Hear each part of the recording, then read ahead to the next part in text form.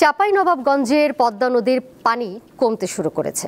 এছাড়া কুড়িগ্রামের দুধকুমার নদীর পানিও কমেছে।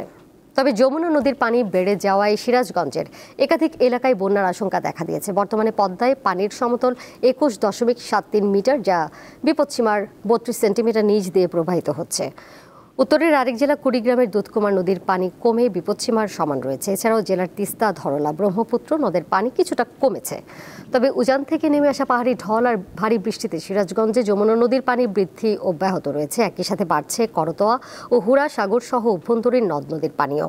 যমুনার পানি বেড়ে জেলার সদর, কাজীপুর, বেলকুচি, চৌহালি ও শাহজাদপুর উপজেলার চরাঞ্চলে বন্যা আতঙ্ক বিরাজ করছে।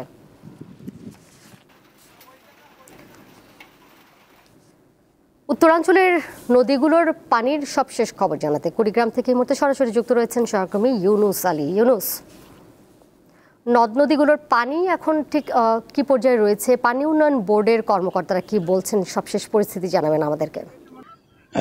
দোলা, আপনাকে জানিয়ে রাখি, কুড়িগ্রামের উপর দিয়ে প্রবাহিত ধরলা, ব্রহ্মপুত্র, তিস্তা, দুধকুমার নদীর পানি হ্রাস পেতে থাকা কুড়িগ্রাম জেলায় বন্যা পরিস্থিতির কিছুটা উন্নতি হয়েছে। তবে গত 24 ঘন্টায় পাটেশ্বরী পয়েন্টে দুধকুমার নদীর পানি 15 সেন্টিমিটার হ্রাস পেয়েছে এবং তিস্তার কাউনিয়া পয়েন্টে প্রায় 24 সেন্টিমিটার পানি হ্রাস পেয়ে বিপদসীমার নিচ দিয়ে প্রবাহিত হচ্ছে। তবে নুনখাওয়া, চিলমারি এবং হাতিয়ার ব্রহ্মপুত্র নদের পানি বিপদসীমার নিচ দিয়ে প্রবাহিত হচ্ছে। আপনাকে জানিয়ে রাখি যে গত দুদিনের বন্যায় কুড়িগ্রামের পাটেশ্বরী পয়েন্টে দুধকুমার নদীর অববাহিকায় নাগেশ্বরী, ভ্রুঙ্গামারী এবং সদর উপজেলার প্রায় 23টি ইউনিয়নের নিম্নাঞ্চল প্লাবিত হয়েছে। এসব এলাকার নিম্নাঞ্চল প্লাবিত হওয়ার পরে রাস্তাঘাট তলিয়ে গেছে এবং বহু সংখ্যক মানুষ পানিবন্দী জীবনযাপন করছে। যোগাযোগ ব্যবস্থা বিচ্ছিন্ন থাকায় কার্যত স্বাভাবিক জীবনযাত্রা ব্যাহত হয়ে পড়েছে।